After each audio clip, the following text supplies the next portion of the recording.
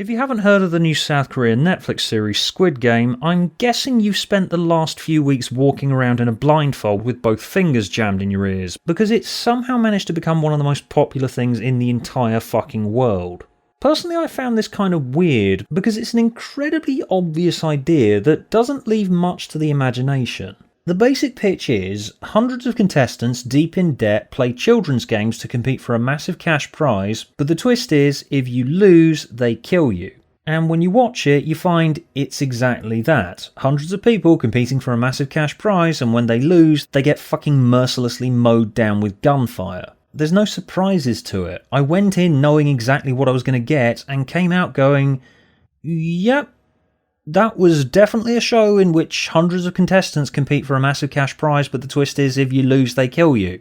Aside from the obvious who is in charge of the games and why are they doing this in the first place, which is the hook to keep you watching the show from beginning to end, Squid Game kinda gives its entire game away in its pitch. I expected them to start the show with 35 minutes of establishing its main character as a lovable fuck-up. He owes money to loan sharks, and of course he's divorced and has a daughter, and if he had the money he could get her back again. And the rest of the series is going to be him surviving these games while having to hold on to his humanity and dealing with the moral conundrum of having to step over the bodies of hundreds of people to get to the end of it. This is the exact character and the exact stakes and arc for that character that I would expect when given that premise.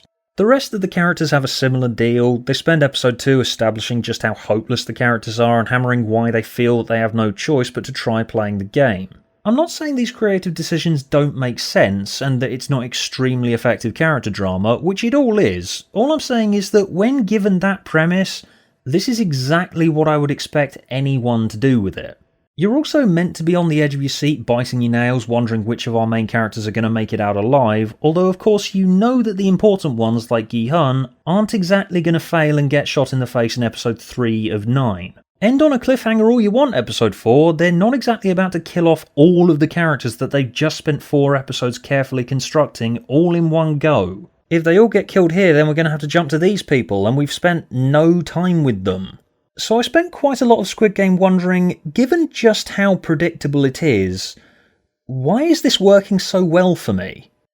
Because, spoiler warning, it is just as good as everyone says it is, and I totally recommend it. I expected almost every step of this story. I expected Gi-hun to get approached by a random mysterious man in a suit with an offer. I expected them to not be told that the penalty for losing the game is death until the first failure on the field, and everyone has that moment of absolute unadulterated horror when they realise that the first loser is actually dead. I expected almost everything that Squid Game did, bar a few things, and yet I was totally captivated by it. The bulk of Squid Game's appeal is in its visual design. Given the basic pitch is adults have to take part in deadly children's games, that's obviously given the production team an excuse to indulge in building lots of elaborate childish sets full of bright colours to contrast with the show's cruel and nihilistic worldview. It's inviting its characters to imagine that they're children on a playground again, ushering in this sense of nostalgia before hitting them with the cold hard realisation that this isn't their childhoods. This is still their adulthoods, and they're all fuck-ups, and they're deep in debt, and if they lose, then they're fucking dead.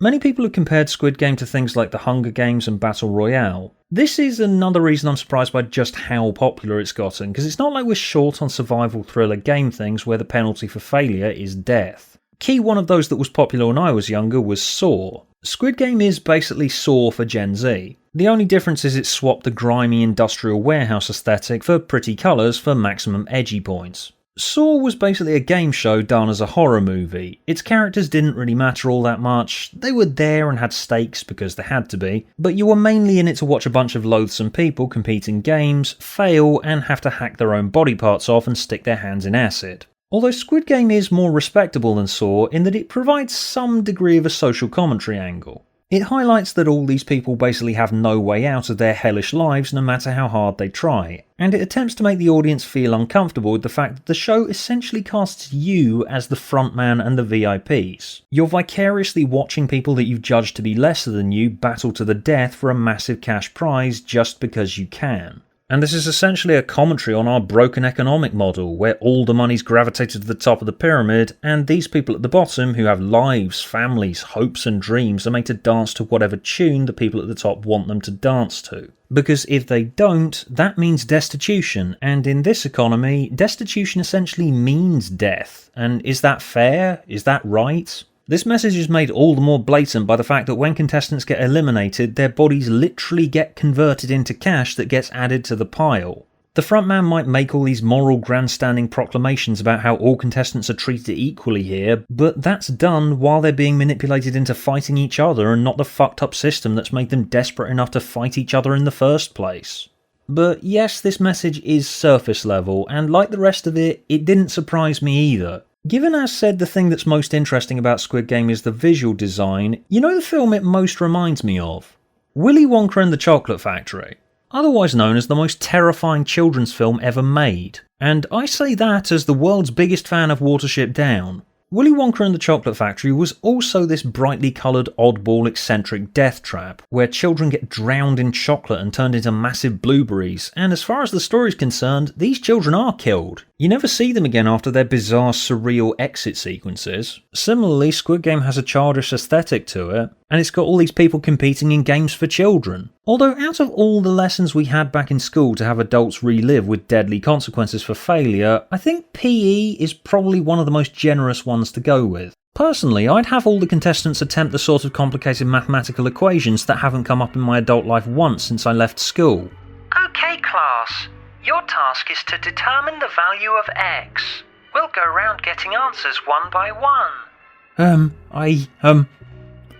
Oh god, I haven't had to think about this shit in decades. You have 5 seconds. 5, 4, oh god, 3, what is it? 2, What is it? What is it? 1. No! Next player. Please answer.